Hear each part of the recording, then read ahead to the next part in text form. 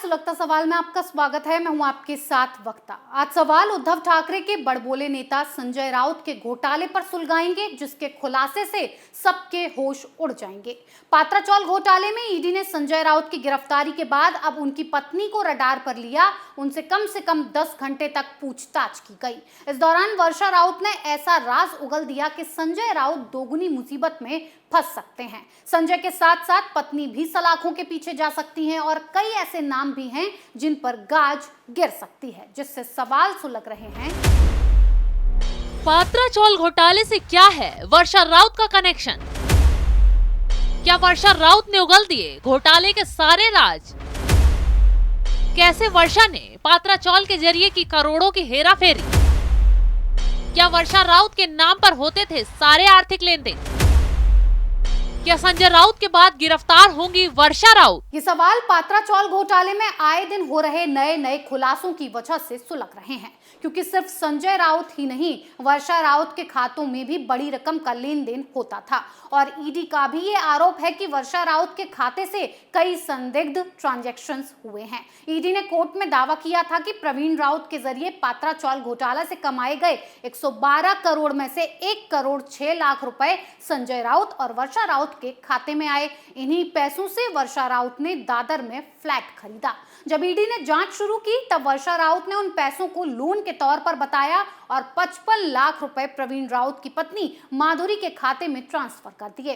इसके अलावा संजय राउत के एक और कथित पार्टनर सुजीत पाटकर की पत्नी स्वप्ना पाटकर और वर्षा राउत ने मिलकर अलीबाग में जमीन खरीदी। ईडी का आरोप है कि इस तरह करोड़ों रुपए के कई संदिग्ध ट्रांजैक्शंस वर्षा राउत के खाते में हुए हैं। इसी को लेकर ईडी ने सवाल किए, लेकिन वर्षा राउत इन अवैध लेन देनों की जानकारी ईडी को नहीं दे पाई और जो जानकारी दी वो संजय राउत के बयान में मैच नहीं हुई, जिससे वर्षा राउत ने संजय राउत की मुश्किलें और बढ़ा दी। यानी कि 1034 करोड़ की पूरी कुंडली ईडी ने खंगालनी शुरू कर दी है।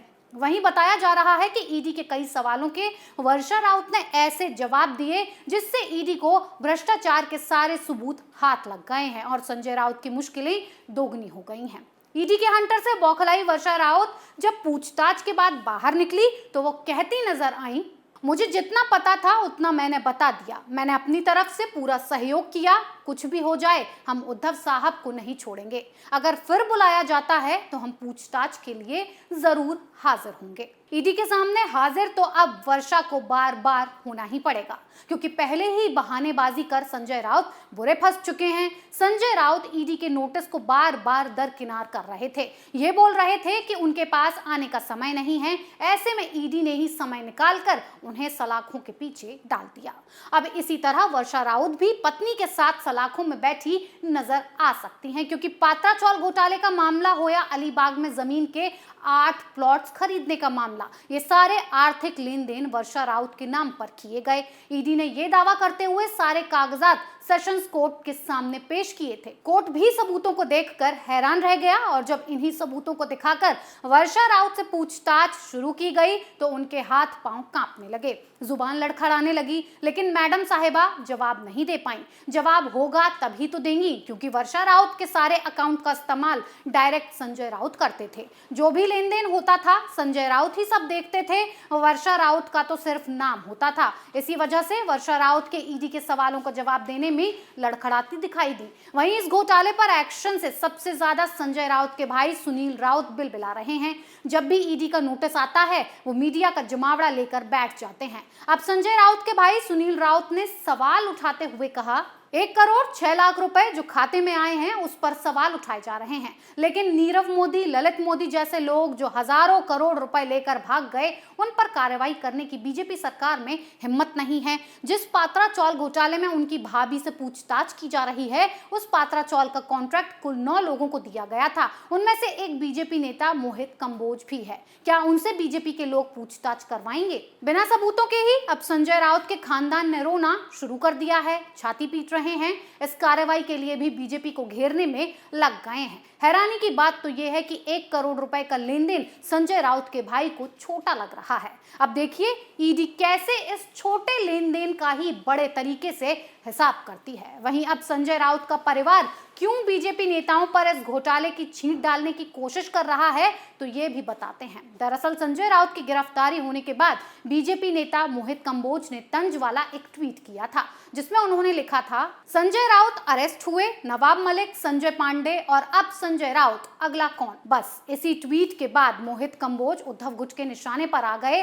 वैसे भी मोहित कंबोज ने अपने इस ट्वीट में अगली गिरफ्तारी पर किसी का नाम नहीं लिया, लेकिन सांसद नवनीत राणा के विधायक पति रवि राणा ने अनिल परब का नाम लिया है, क्योंकि अनिल परब पर पहले भी कई घोटाले में शामिल होने का आरोप लग चुका है। उनका नाम देशमुख की वसूली गैंग से भी था।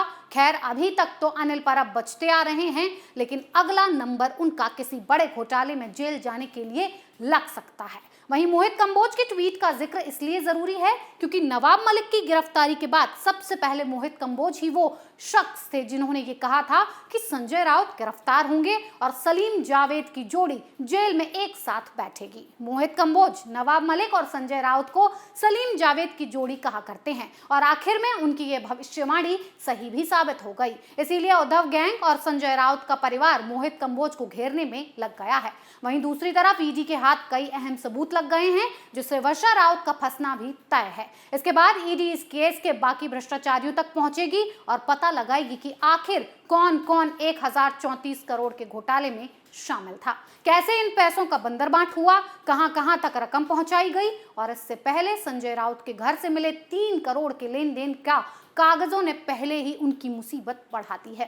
दरअसल ईडी ने कोर्ट को बताया कि संजय राउत ने 10 प्लॉट खरीदने के लिए 3 करोड़ रुपए कैश दिए थे। संजय राउत को ये कैश प्रवीण राउत की ओर से मिला था। संजय राउत के लिए प्रवीण फ्रंटमैन की तरह थे। वो संजय राउत को हर महीने लाखों रुपए कैश भी भेजते थे। इसी 3 करोड़ के नए खुलासे के आधार पर ईडी जमानत का विरोध कर रही है और फिर जज ने जमानत याचिका रद्द करते हुए संजय राउत की कस्टडी को बढ़ा दिया। अब वर्षा राउत ने भी कई राज खोल दिए हैं जो फिर संजय राउत की जमानत में रोड़ा बन सकते हैं। सुलगता सवाल में इतना ही। नए सवालों के साथ कल फिर पेश होंगे। तब तक के लिए देखते रहिए कैपिटल टीवी। नमस्कार।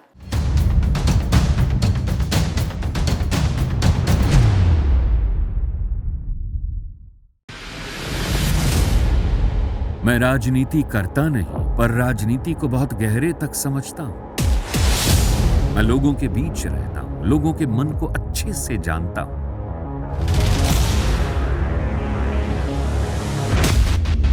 पब्लिक और पॉलिटिक्स की हर नब्ज को खूब पहचानता हूं। संघर्ष की सियासत से सत्ता के सिंहासन तक मैं हर खबर से खरा सच निकालता हूं। ना कोई दौड़, ना कोई race. Capital TV, Uttar Pradesh.